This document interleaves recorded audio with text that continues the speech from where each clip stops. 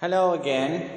We have question 15. It says a positive charge moving with a constant speed or velocity v enters a region of uniform magnetic field pointing into the page. As you can see, the x's means, as we agreed before, into the page. Okay, what is the direction of the magnetic force on the charge? So we use our left hand. Okay, I'll show you here. Let's zoom in. Our left hand, let's remember FBV. The thumb will give me the direction of force. Okay, the index or the first finger will give me the direction of magnetic field. This is the B. And the second finger or the middle gives me the direction of V. The same direction of V if it's a positive, but opposite if it's a negative. So this is the V. As you can see, they are asking me about the force. Notice the force is going to the left, right? The force is going to the left. So the answer is A. Okay? Okay. Let's go to question, this was 15. Let's go to 16. Okay. In question 16, they say, let me change the color. Okay. They say, a current carrying loop in a uniform magnetic field always tends to rotate until the plane of the loop is it parallel to the field, perpendicular, or at 45 angle, or it doesn't tend to rotate? Of course, we know that the loop will rotate because of the magnetic force on the current, on the sides of the current. So let's study now the cases when the plane of the loop is parallel to the magnetic lines. Notice here I have north pole and I have south pole. So the magnetic field is going to the right. This is the B. Let's study the effect of this magnetic field on each side. So the upper side will not be affected because, as you can see, the current and B are parallel, right? The current and B are parallel also with the lower side of the loop. So they are not going to be affected. Now, the right side here, how will the force be? We use the left hand rule with the first finger pointing to the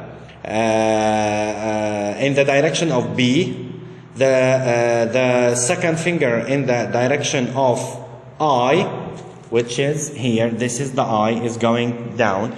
So the force on this side will be out of the page. Here there will be a force, okay, out of the page. Okay, I'll draw it as a dot. Okay.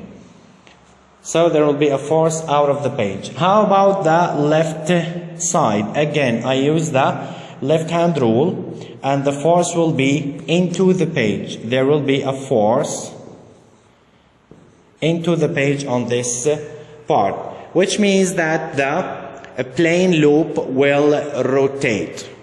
Okay, it will rotate until it's facing the magnetic field, yani until it is perpendicular to the magnetic field. Now let's see when it is perpendicular to the magnetic field. When it is perpendicular to the magnetic field, as you can see here, I drew the magnetic field as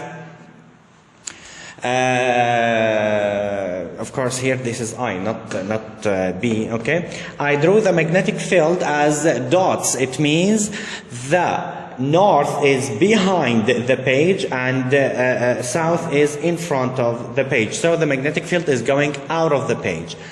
Now let's study the force on each part. Using the left hand rule, let's see on the upper side. On the upper side, the force will be going towards the bottom of the page. Here the force will be towards the bottom of the page. For the lower one, the force will be to the top of the page. These two forces will be equal because the I is the same, B is the same, and L is the same, so they will cancel each other. And now let's see the forces on the left side and right side. Okay, for the left side, the force will be going there. And for the right side, I hope you're doing this with your left hand, the FBI rule.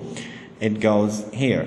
So these two blue forces are also equal, basically because the two sides are equal, and the currents are the same, and the magnetic field is the same. Okay? So when the loop is facing the magnetic field or perpendicular to the magnetic field, it will not rotate anymore. What does that mean? It means we go here to the options. The loop will keep rotating until the plane is perpendicular to the field. Until the loop becomes perpendicular to the field. There will be like the total force is 0. Maybe somebody will say, Mister, isn't it here? Isn't it the same? No, here in this one, in option D, they mean that it doesn't rotate at all. But we found that in this case, it rotates when the surface is parallel to the B, and it stops rotating when it is perpendicular to the B. Okay, that's why option D is not correct. I hope it's clear. Feel free to ask any question in the comments section. Have a great day.